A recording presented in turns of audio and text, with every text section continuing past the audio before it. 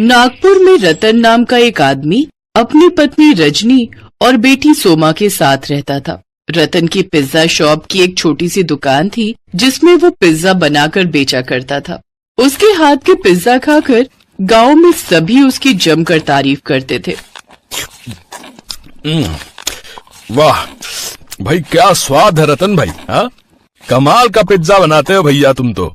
भले ही तुम्हारी दुकान थोड़ी छोटी है, लेकिन सस्ते दाम होने के कारण हम गरीब भी इस पिज्जा का आनंद ले सकते हैं। हाँ, ये तो बस आप सबकी दुआएं और ऊपर वाले की मेहरबानी है, जो दाल रोटी का गुजारा निकल ही आता है।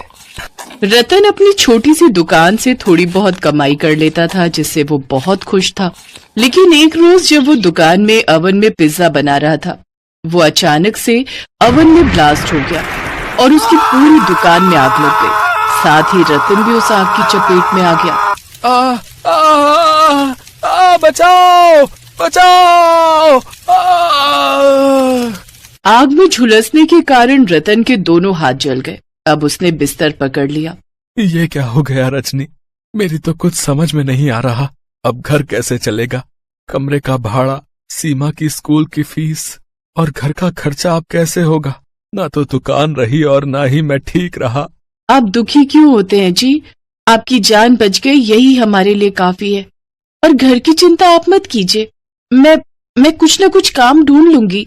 रजनी ने रतन को तसल्ली देने के लिए ऐसा कह तो दिया, लेकिन सच तो ये था कि वो खुद नहीं जानती थी कि अब उसका घर कैसे चलेगा। उसने अगले दिन से काम ढूंढना शुरू कर दिया। बड़ी मुश्किल से उसे एक घर में खाना बनाने और झाड़ू पोछा करने का काम मिल गया, जिससे उसे कुछ आमदनी होने लगी।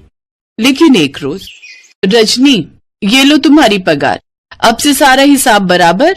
अब से कल तुम काम पर मत आना, क्योंकि इनका ट्रांसफर दूसरे शहर में हो गया है और अब हम सब वहीं शिफ्ट हो रहे हैं। ये सुनकर रजनी परेशान हो गई। उसने कहीं और काम ढूंढने की बहुत कोशिश की, लेकिन उसे कहीं काम नहीं मिला।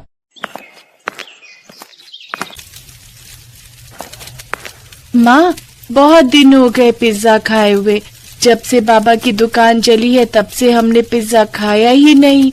आज मेरा मन पिज्जा खाने का कर रहा है, तुम मेरे लिए बना दो ना पिज्जा। लेकिन वो बनेगा किसमें? मशीन तो।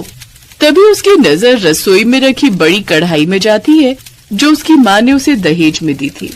पिज्जा? हाँ, बन जाएगा पिज्जा। रजनी जल्दी से बाजार जाती है और पिज्जा बनाने का जरूरी सामान ले आती है। फिर घर पर ही कढ़ाई में पिज्जा बनाकर तैयार करती है। उस पिज्जा को खाकर तो रतन और सोमा भी हैरान थे, क्योंकि वो तो बाजार में मिलने वाले पिज्जा से भी ज्यादा स्वादिष्ट था। रजनी अब गांव में छोटा सा ठेला लगाकर उसमें कढ़ाई पिज्जा बनाकर बेचने लगती है। उसके ठेले पर कढ़ाई पिज्जा का स्वाद चखने के लिए पहले ही दिन लोगों की भीड़ लगना शुरू हो जाती है और कढ़ाई पिज्जा खाकर तो वो सब खुशी हो जाते हैं। वाह वाह भाई वाह, क्या स्वाद है! इसका स्वाद तो पहले के पिज्जा से भी ज्यादा स्वादिष्ट है भैया। हाँ, ऐसा लग रहा है जिंदगी का असली मजा तो कढ़ाई पिज्जा खाने में ही है। वाह वाह भाभी, आपने तो कमाल ही कर दिया। जी शुक्रिया। अब रजनी की उस छोटे से ठेले पर दुकान से भी ज्यादा कमाई होने लगती है। लोग उसके कढ़ाई पिज्जा का वीडियो बनाकर सोशल मीडिया पर डाल देते हैं। अब रजनी खूब कमाई करने लगी। रजनी अब रतन का इलाज अच्छे अस्पताल में करवाती है, जहां कुछ ही दिनों में वो भी ठीक हो जाता है।